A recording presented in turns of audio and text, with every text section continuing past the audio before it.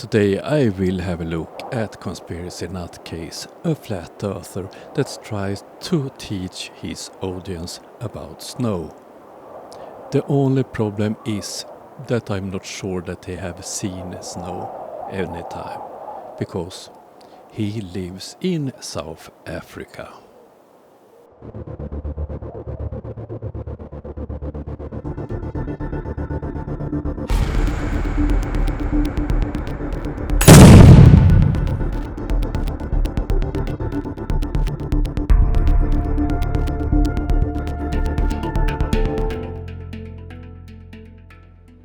Yo, everybody, good to see you guys. I'm glad you could make it on this fine, awesome morning.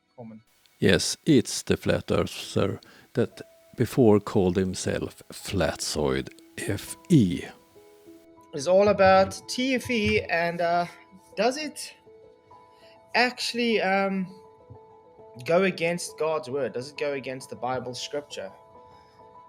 So we're going to look at to see what the scripture says. Obviously, we're going to see what some of the discussions on why we think TFE is deceptive.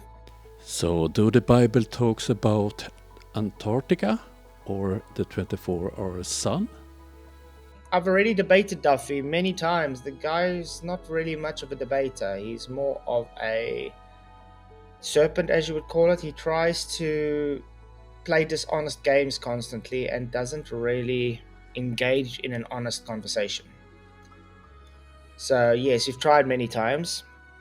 The poor guy really has a secret, deceptive agenda. Oh no, the one with the agenda and that one who is not honest. That's you. Okay, let's continue to the snow.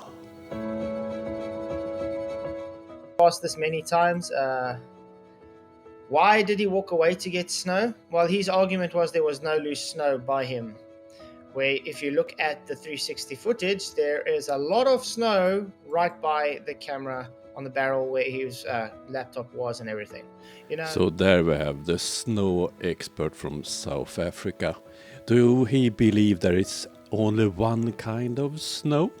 I will come back to the snow part.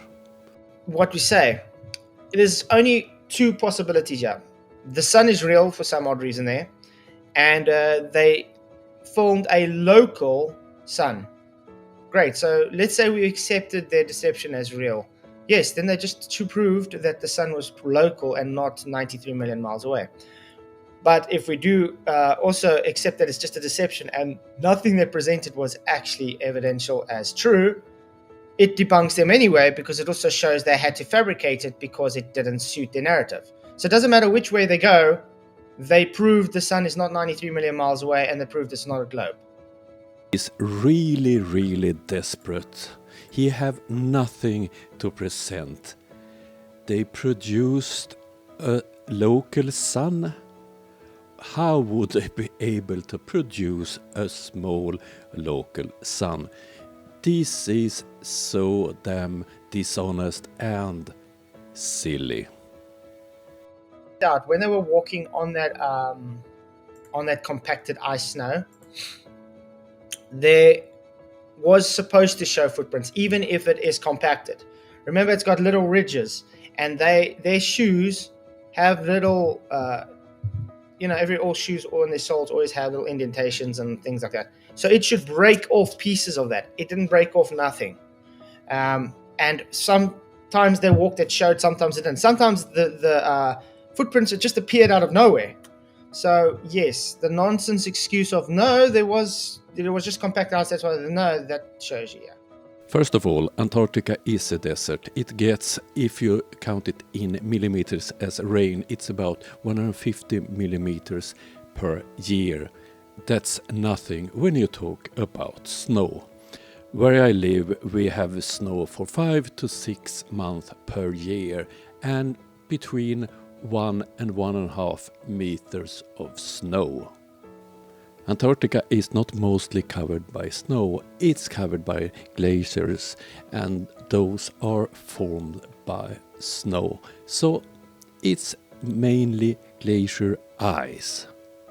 We have the same in higher mountains. On Antarctica, then you have a thin layer of fresh snow. And then we have the pattern in the snow in the final experiment video. This is the type of machine they used. It compacts the snow, it makes it hard, they can use it for level out the surface. Why did they do this? So it's easier to move around with the cars, with snowmobiles, and easier to walk. When it's below 0 Celsius, the sun still melts the snow a bit, and it gets colder at night, and then it freezes.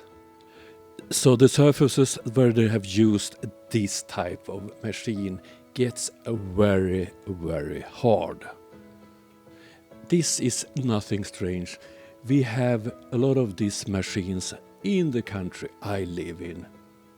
This is well known how it works. This is Max Verstappen in his Red Bull F1 car. On snow. Please note the snow chains on the tire. These are made of steel and they use them to get good grip on this hard snow.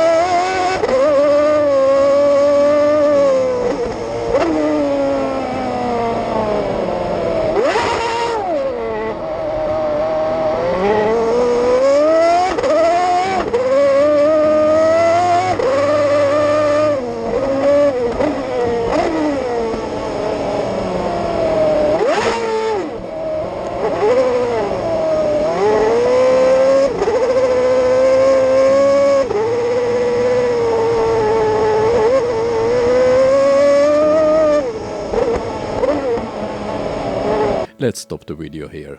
This is the second lap and watch the snow. He have passed here with a Formula 1 car with snow chains on the tires, made a sharp turn. And how much do you see in the snow? How much tracks do you see of the car? Almost none.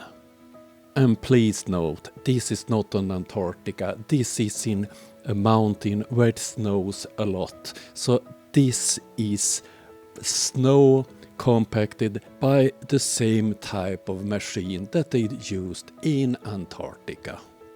Wow, look at this. No Wi-Fi, literally with a Wi-Fi signal. That's very sad. I remember when we were still watching the live from Whitson and them, and we went over the weather report there, and we were looking at the live weather report while they were there, and it was showing cloudy and windy. Yet, while they were live, there was no clouds, there was no wind, and we've never got an answer to it at all. They just handwave dismissed that. So why is it that we are able to show live that the weather doesn't support compared to where they were? So it's quite a sad thing. Hey Sean Hawkins, good to see you. Yeah, the glitches in your head is why you're not understanding reality, man. And where you live, do the weather forecast always correspond where you live? This is a local weather we're talking about in this type of environment in the Arctic or Antarctic. The weather changes very quickly, and only a miles apart it can be completely different weathers. But of course, Flatzoid is the expert on snow. He lives in South Africa. I doubt that he have never experienced snow at home. Perhaps he sometime have visited a place with snow, but I doubt it. Okay, This was all I had for you today. Hope you liked the video. I will be back soon. See you then. Bye.